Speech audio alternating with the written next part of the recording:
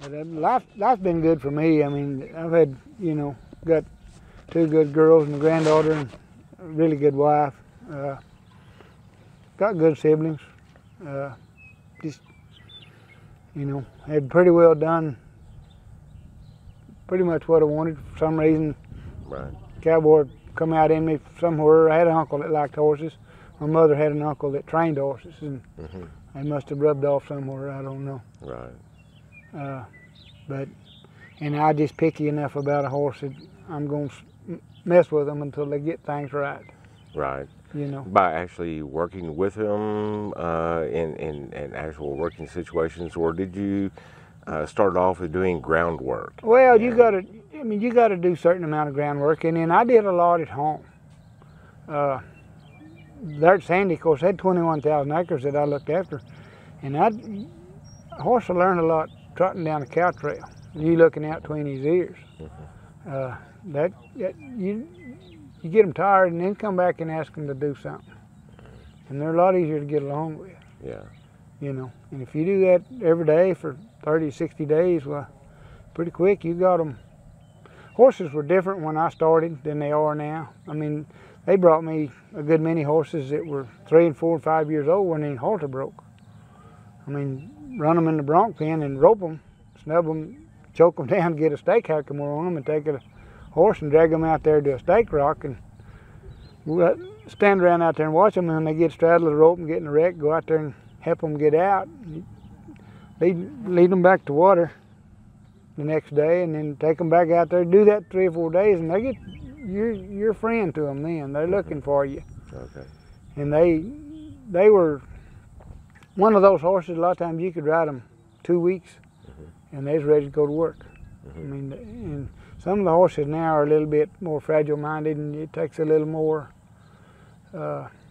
doing. You have to do more groundwork, and a lot of them are a little bit spoiled. You get them too gentle, I think. Okay. I was going to ask if it was nurture or nature. Well, I think it's both. A lot of them, the way they're raised. A lot of them raised in the backyard. People pet around on, spoil on them, and they never get corrected. And they don't know how to take it when you do correct them. And I had a knack for it. You see people that if a horse mess up, they just stop and crucify him, however they decided to do it, right there in front of everybody, and kind of hold up the work at times, not all the time. But I figured out pretty quick that probably wasn't the way to go. And if a horse was doing something wrong, I might just pick up a bridle rein and tug on him a little, or touch him with a spur, just let him know that I knew he did wrong. And if you do that enough times, they figure out, well, I don't need to do that like that. You had to pay attention to your horse and what she's doing at the same time. And a lot of folks, I don't guess, ever picked up on that. Right. Like I said, I've seen people that would just stop and frail the daylights out of one, trying to drag calves on him or something. And it don't usually work out too well. Now, once a horse becomes accustomed to your signals or responding to what you're asking him to do, that doesn't necessarily mean another rider can come along with his way of handling horses and be able to expect the horse to act in the same manner. They don't know the buttons to push most of the time. Now, I always took pride in when I got through with the horse, anybody could get on him and make a hand. If they couldn't, there's something wrong with them. The horse. No, there's something wrong with the people. That's what I'm talking about. It wasn't a horse. Wasn't they? The old Casey, I'll take him for example. He was as light a horse as I ever saw. He's always right there on the end of your finger. And like I said, I could turn my head and he'd turn and look at what I was looking at. Just something he picked up. But the first year they had that ranch rodeo, Wichita Falls, we won it pretty handy. And then the next spring they had a picnic at the Pitchforks. and they had a little ranch rodeo deal working and whatnot. And everybody took horses, and of course he was kind of my top mountain. I took him down there, and I was going to go.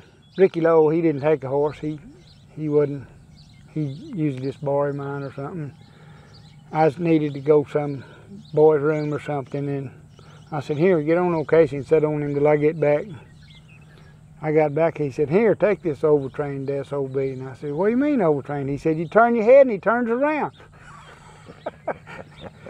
And that, you know that, but I brag a little. There's several years we went down there, and we always made a pretty good showing. But I know one year Burl Holler's horse crippled. He borrowed the old Payne horse. Donnie Hall borrowed him a time or two. At times we'd have 7 or 8 horses down there, and 3 or 4 of them would be mine. But I went places and did things. I'd go town rope, and you know, those horses was accustomed to a lot. It's just. Now tell them about the ranch rodeo. Well, yeah, the first year they sent a letter out from Falls Distributing Company, Wichita Falls, trying to get all these ranches to come have a competition. First one anybody had ever heard of. When was this? It was 1981, first year they had it. But I mean, Frank had to say. I mean, the ranches that they asked were still in the original founding families. Okay.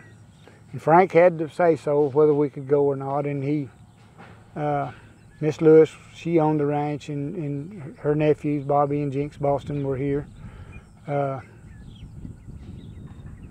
But Frank was the manager, and he finally told Bobby, he said, "Yeah, y'all can go down there." Well, this was for a charity deal, but I mean, we went down there scared to death, competing against the Pitchforks, Sixes, Wagners, Cowens, Rob Browns, and first year just wore them out. I mean, just wore them out. And first year they gave away like 16 beer steins and we won 13 of them. Next year they went to Spurs for every event, but the next year we dropped back about the middle, and then the next year won it again. And then '83 I got bucked off in the mare race up here and messed my neck up. Broke it. Well, I didn't break it, but should have. Another one of them deals, good Lord looking after me. But Well, it's like to kill him anyway. I didn't do as much down there. I was usually on the strong end of things. I mugged the cow and the cow milking and that kind of stuff, you know. But we won it again in '83, and then in '84 I was top hand down there. And then in '87, Casey was top horse. And that was, to me, a lot bigger deal than me winning top hand.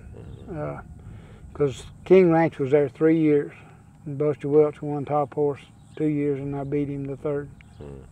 And if you can beat Buster Welch horseback, you've done something, as far as I'm concerned. Because the old guy was a world champion and had been several years, you know. Yeah. You know, a couple of years ago, Shannon Hall grew up on the ranch. Donnie Hall was his daddy, and he's been in the cutting horse business for a long, long time, and he's big friends with Buster. Well, when I left the prison, he got me to go. We went to Buster's and helped Brand. And I never did say nothing to Buster about that. I didn't want him to think I was bragging or nothing. And anyway, Shannon slipped around and told Buster, said he's the one that beat you down at Wichita Falls. Of course, he had to call me over there and quiz me about, you know, what was you riding, this and that, you know. But that old horse was phenomenal. He could, when I first started riding him to work, I figured out how to get along with him. We'd get a roundup throw together, and I'd mess around and try to get over next to the fence. Well, I'd scoot over and make everybody scoot over and let a cow run off down the fence, and I'd make him go turn them. And pretty soon, you had to put your hand over his eyes or he wouldn't let him buy him. Because he just knew he was going to have to go work. But he could go down the fence and turn a cow as good as any horse I've ever seen. And I've seen a bunch of them in them ranch horse competitions. I ain't seen one yet that I thought would match him. Yeah. Boy, and the thing about it, outside, if he's cow ducked out behind him, he didn't need that fence there. He'd still be looking him in the eye when they got behind him. You might be laying over in the dirt, But he'd be there. but he'd be there. Right. But he was so athletic, and so he's a big horse. You know, he stand 15'2" and weigh 1250, close to 13, and could mortally fly. But he'd drop his head down about to his knees and run his back feet up under that front cinch and turn back, and brother, you better be set down. But several times I fell off and spur leathers broke. He never did turn out from under me, but he come awful close a lot. Wow. And for one turn out from under Johnny Hill, But you know, like I said, I've had a good life. I got no complaints whatsoever. I'm working now because I want to. I mean, I'm drawing Social Security. I get in trouble for sitting around. I get thinking too much crap to do. I understand. Now, you competed in the ranch rodeo situations.